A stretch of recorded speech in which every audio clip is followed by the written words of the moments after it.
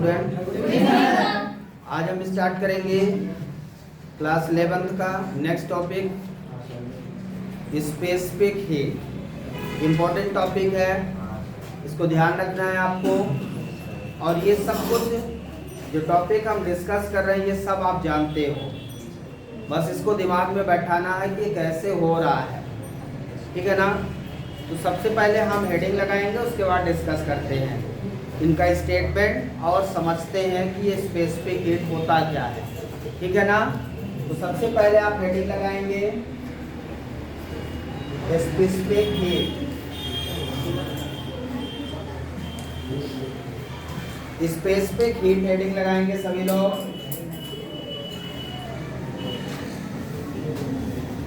Specific का मतलब होता है निश्चित, कोई चीज स्पेसिफिक हो जाए मतलब निश्चित हो जाए। तो देखिए यहाँ पे कोई भी बॉडी है, किसी भी बॉडी की हम बात करते हैं। एक हमारे पास कोई बॉडी है, उसका टेम्परेचर कुछ है। अब हमें क्या करना है, किसी भी बॉडी का टेम्परेचर 1 डिग्री सेल्सियस बढ़ाना है। किसी बॉडी का टेम्परेचर 1 डिग्री सेल्सियस बढ़ाने के लिए जितना अमाउंट ऑफ हीट की रिक्वायरमेंट है वो उस बॉडी की स्पेसिफिक हीट कहलाएगी। स्पेसिफिक हीट मतलब एक निश्चित अमाउंट ऑफ हीट। यदि ये बॉडी है मान लीजिए, तो इस बॉडी का टेम्परेचर मुझे बढ़ाना है। टेम्परेचर बढ़ाने के लिए क्या करना पड़ेगा, इस बॉडी को हीट देना पड़ेगा। किसी भी बॉडी का टेम्परेचर यदि बढ़ाना है तो उसको क्या करना पड़ेगा, हीट देना पड़ेगा। टेम्परेचर कितना बढ़ाना है, जितना टेम्परेचर आपको बढ़ाना है उसी हिसाब से आपको हीट देना पड़ेगा। अब टेम्परेचर मुझे 1 डिग्री सेल्सियस बढ़ाना है, तो 1 डिग्री सेल्सियस बढ़ाने के लिए इस बॉडी को जितनी हीट की रिक्वायरमेंट है वो इस बॉडी का स्पेसिफिक हीट कहलाएगा। अलग अलग बॉडी का स्पेसिफिक हीट अलग अलग होगा। कोई बॉडी का 1 डिग्री सेल्सियस टेम्परेचर बढ़ाने के लिए ज़्यादा हीट की आवश्यकता है, किसी बॉडी को कम हीट की आवश्यकता है, जल्दी उसका टेम्परेचर बढ़ जाएगा। और उसके मास पे भी निर्भर करेगा, बॉडी का मास कितना है। यदि बॉडी का मास कम है तो उसका 1 डिग्री सेल्सियस टेम्परेचर जल्दी बढ़ जाएगा कम अमाउंट ऑफ हीट देने से। यदि उसका मास ज़्यादा है तो ज़्यादा देना पड़ेगा। मतलब यहाँ पे स्पेसिफिक हीट हमारा बॉडी के मास पे निर्भर करता है, ठीक है ना, किस पे, बॉडी के मास पे। तो आइए सबसे पहले इसको डिफाइन करें, फिर फार्मूले पे आते हैं और डेफिनेशन के साथ शुरू करते हैं। तो स्पेसिफिक हीट क्या है, it is defined as the amount of heat, it is defined as the amount of heat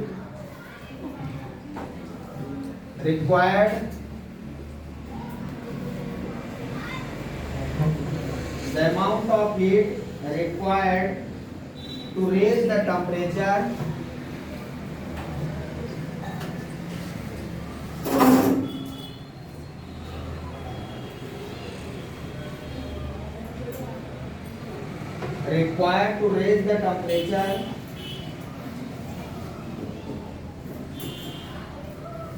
It is defined as the amount of heat required to raise the temperature of unit mass is 1 degree Celsius. Is 1 degree Celsius of unit mass of substance लिख लें, of substance through 1 degree Celsius. Through 1 degree Celsius.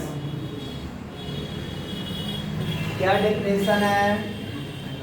It is defined as the amount of heat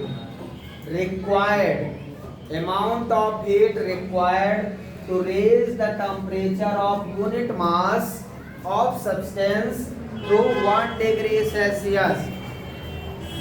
किसी भी substance का temperature 1 degree Celsius बढ़ाने के लिए जितनी amount of heat की रिक्वायरमेंट है यूनिट मास के लिए, वही उसका स्पेसिफिक हीट कहलाता है। ठीक है ना? क्या कहलाता है? Specific heat. It is denoted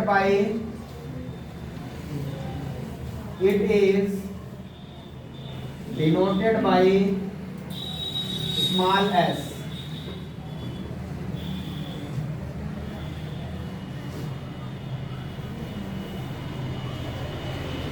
तो यहाँ पे जो अमाउंट ऑफ हीट है वो किन किन चीजों पे निर्भर करता है?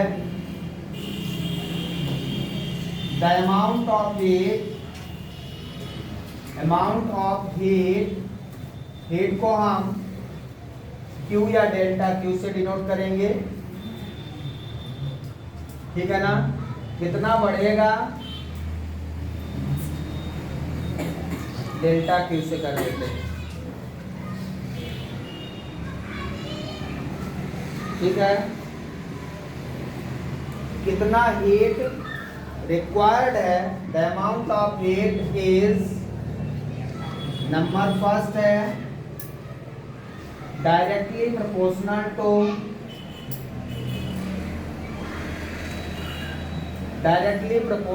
To mass of substance. किस पे निर्भर करता है? मास ऑफ सब्सटेंस पे। That is delta Q proportional to M। So this is the equation first. Second है directly proportional to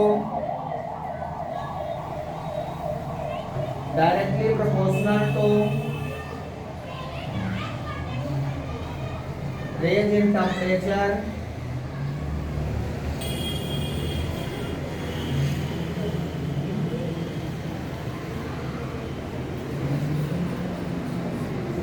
delta T, that is delta Q proportional to delta T। Delta Q proportional to delta T। Clear है यहाँ तक? कोई doubt है किसी को?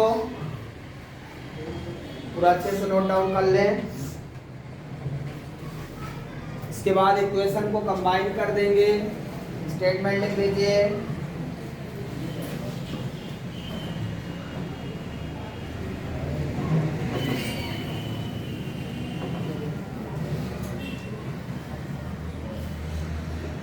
Combining above equation,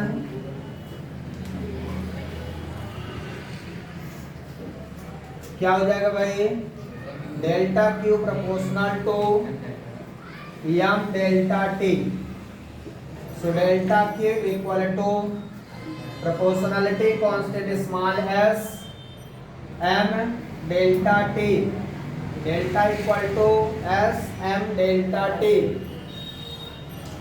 where S is the proportionality constant, where S is the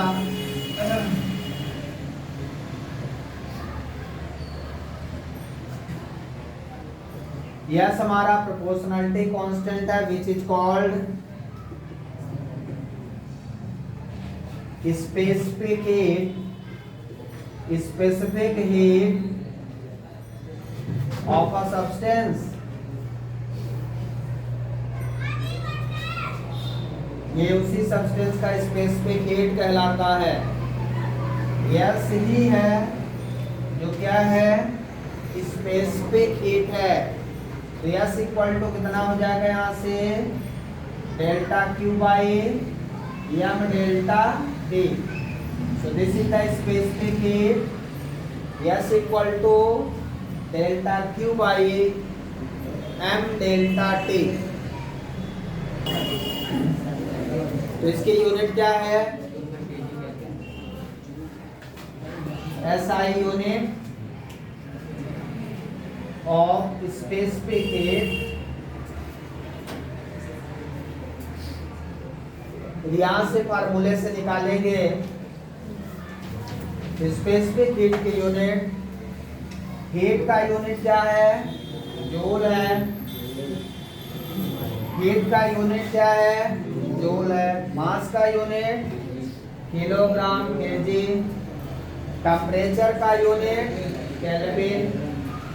तो this is the unit joule per kilogram into kelvin. Joule per kilogram kelvin is the SI unit. CGS में यदि लिखें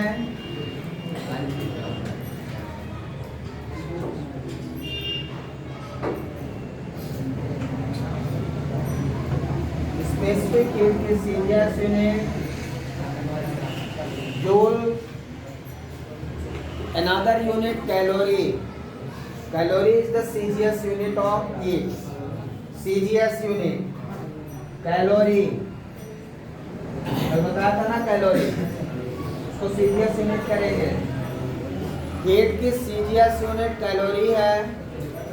मास का CGS unit ग्राम है और इसको degree Celsius. Temperature का CGS degree Celsius. ठीक है ना? तो calorie per gram degree Celsius इसकी क्या हो गई? CGS unit. क्या SI और CGS में दोनों में रिलेशन है? क्या रिलेशन बना सकते हैं आप? तो यहां से आपको लिखना हो, क्या लिखेंगे? इसमें यदि वैल्यू रखना हो ग्राम डिग्री सेल्सियस, कितना लिखेंगे? S equal to 1 calorie equal to how much joule? 1 calorie equal to 4.18 या 4.2 जूल कल बताया था। 1 ग्राम इक्वल टू कितने kilogram? 10 power minus 3। 10 power minus 3 kilogram हो जाएगा।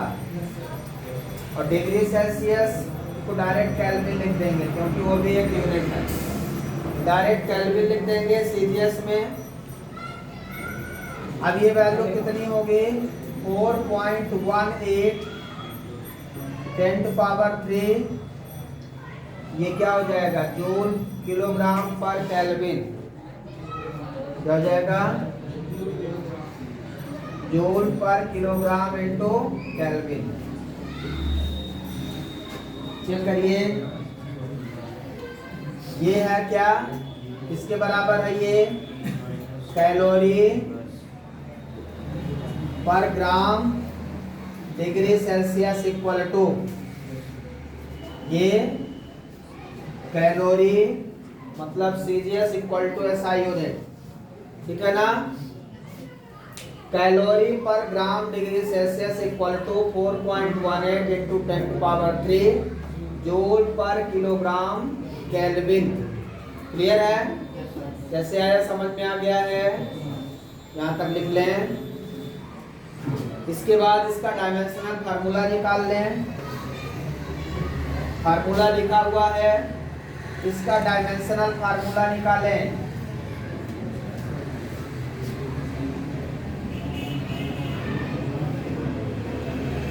ये हीट एनर्जी है। एनर्जी का डायमेंशन mL2T-2। ये मास है, मास का डायरेक्ट लिख देंगे कैपिटल M। और टेम्परेचर का केल्विन। डायरेक्ट मास से मास कैंसिल हो जाएगा तो क्या बनेगा dimensional formula? m0 L2 T-2 K-1। So this is the dimensional formula of specific heat। ठीक है ना? छोटी छोटी चीजें यदि आपसे बनती है तो तो ये भी बन जाएगा, कोई बड़ी बात नहीं है।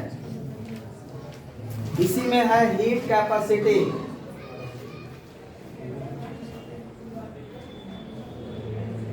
किसी चीज की, किसी ऑब्जेक्ट की, किसी सब्सटेंस की हीट कैपेसिटी कितनी है, तो इसमें हम सिंपल पुट करते हैं Ms equal to capital S. Capital S हमारा हीट कैपेसिटी है।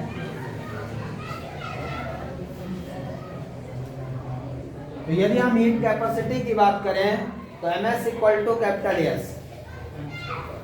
तो इसमें फार्मूले में देखिए Ms है, मतलब हमने क्या फार्मूला लिखा, dq equal to ms delta T. तो dq इक्वल टू ms की जगह capital S. So what is capital S? Delta Q by delta T. So this is the heat capacity of a substance. कोई भी substance कितनी heat, उसकी capacity कितनी होती है जो हीट स्टोर कर सके, और कैपेसिटी से ज्यादा हीट आप स्टोर कर नहीं सकते कि नहीं। इसके यूनिट जूल पर केल्विन। यूनिट क्या बनेगी? जूल पर केल्विन।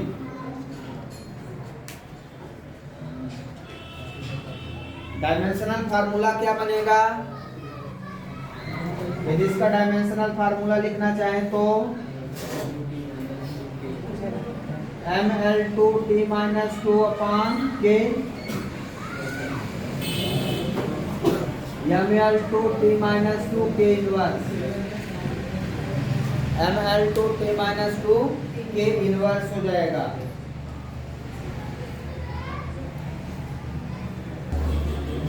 इसके बाद molar specific heat.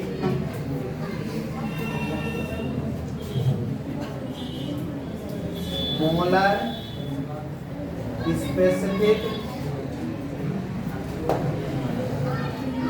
Heat of gas.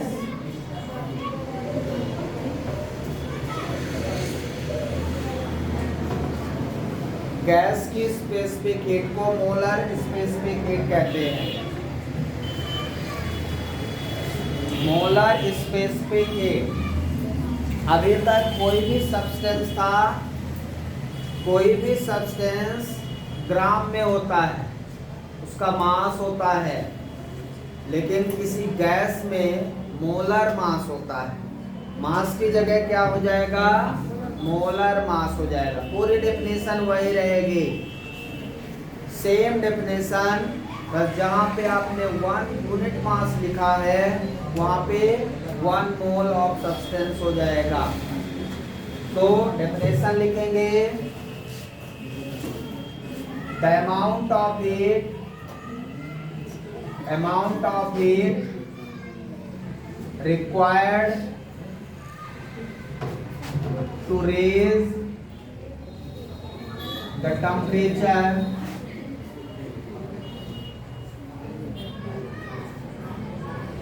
required to raise the temperature of 1 mole of gas, 1 mole of gas to 1 degree Celsius is called molar specific heat of gas.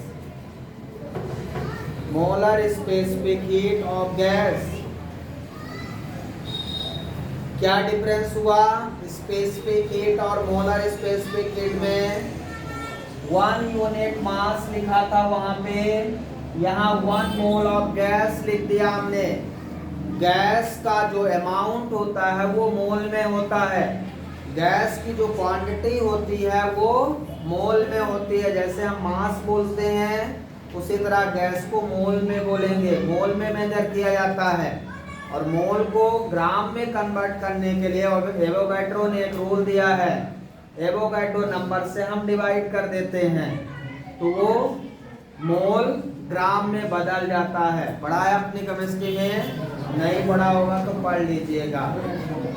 ठीक है, बहुत simple chemistry है, सबसे सरल subject chemistry है। Chemistry सरल कुछ नहीं बनता होगा तो मैं बाद में पढ़ाऊंगा 15 दिसंबर के बाद।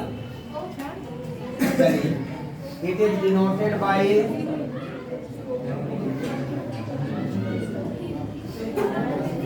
मेरी केमिस्ट्री कोई पढ़ लेगा तो उससे सब बनने लगेगा।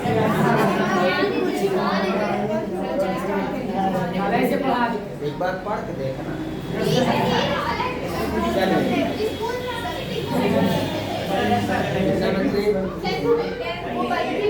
मैथ है, अच्छा बनने लगे। चलिए अभी इसको पूरा कर केमिस्ट्री भी पढ़ाऊंगा, बोलोगे नहीं करना। It is denoted by capital C, इसको सी से डिनोट करते हैं। ठीक है, तो फार्मूला उसी तरह रहेगा, क्या चेंज आएगा? देखिए मैंने फार्मूला वहां पे क्या लिखा था, delta Q equal to M S delta T. तो एम की जगह मोल हो जाएगा और एस की जगह सी हो जाएगा। तो क्या लिख दूंगा, delta Q equal to N C delta T. N क्या है, number of gas in mole, number of gas in mole, ठीक है ना, ये number of gas in mole है,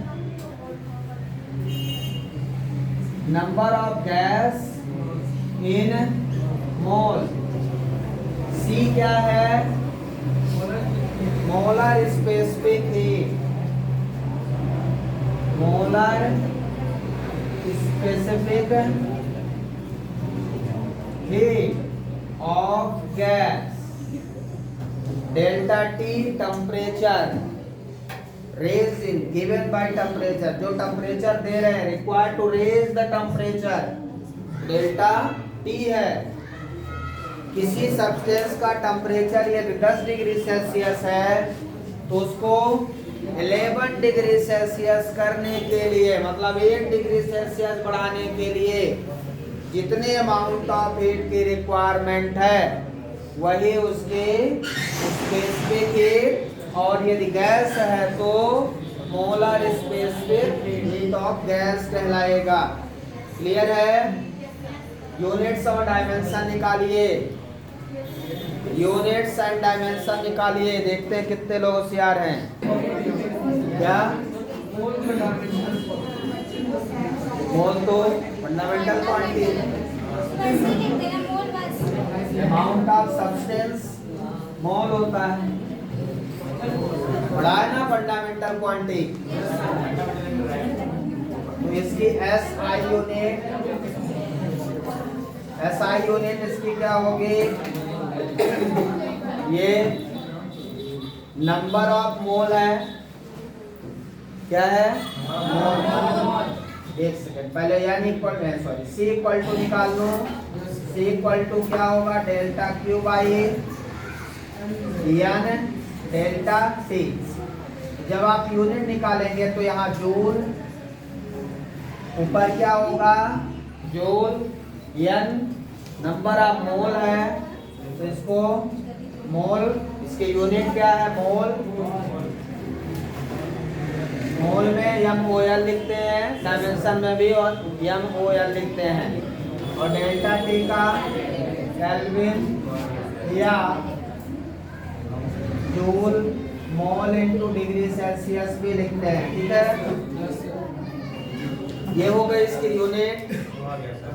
डायमेंशनल फार्मूला बहुत सिंपल है, energy Ml2T-2 mole MOL kelvin.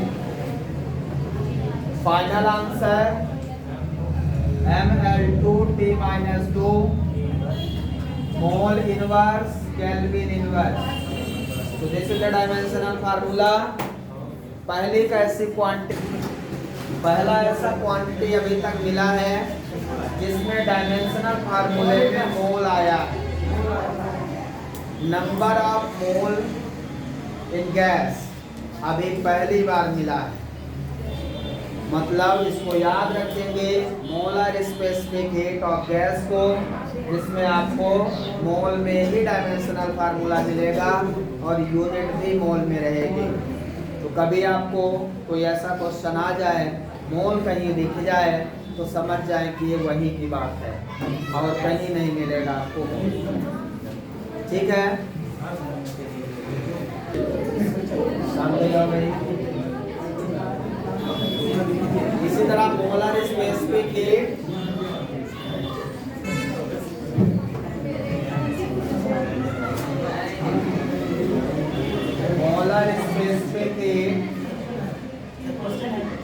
at constant volume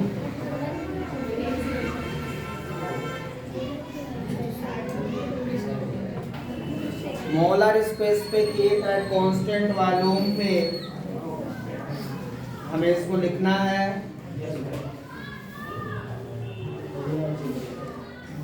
तो इसको डिनोट केवल हम सीबी से कर देते हैं। सीबी इक्वल टू फार्मूला वही हो जाएगा, डेफिनेशन वही हो जाएगी। डेफिनेशन लिखते हैं, वही amount of heat required at constant volume लिख देंगे। ठीक है ना, हीट कांस्टेंट वॉल्यूम पे सीबी इक्वल टू कितना आ जाएगा, लिख देता हूँ definition.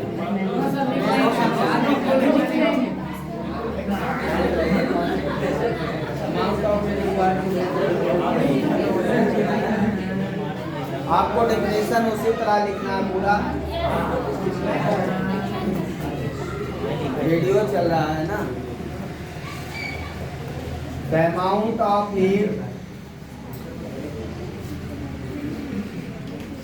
required to raise the temperature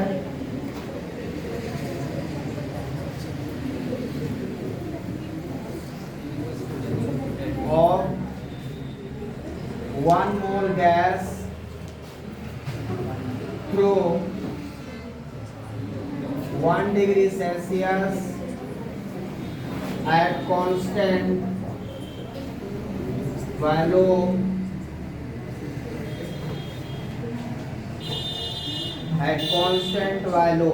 ठीक है ना। इतना आपको टर्म ऐड कर देना है, constant volume. It is denoted by CB, capital CB. इसको सीबी से डिनोट कर देंगे तो फार्मूला वही आएगा, CB equal to delta Q यानी डेल्टा टी।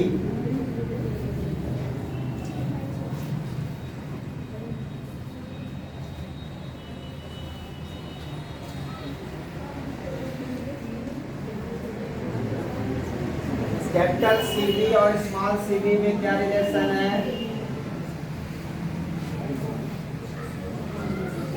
ये specific heat at constant volume है, जो हम पीछे पढ़ चुके ना, स्पेसिफिक हीट मास के लिए।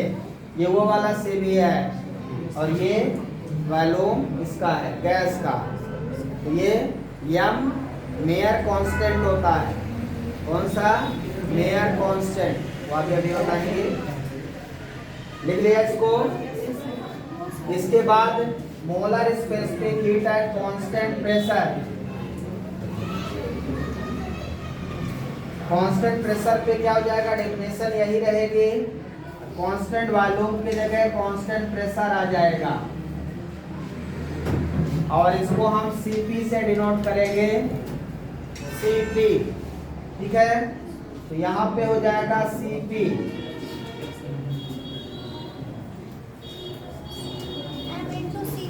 हाँ, स्मॉल सीपी, कैपिटल सीपी, यहाँ स्मॉल सीपी है, ध्यान रखिएगा इधर।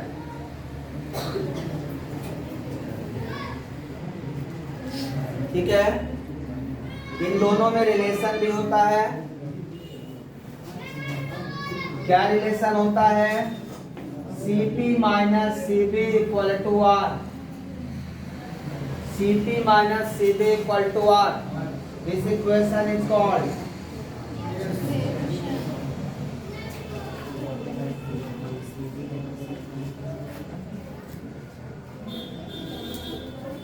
Myers equation.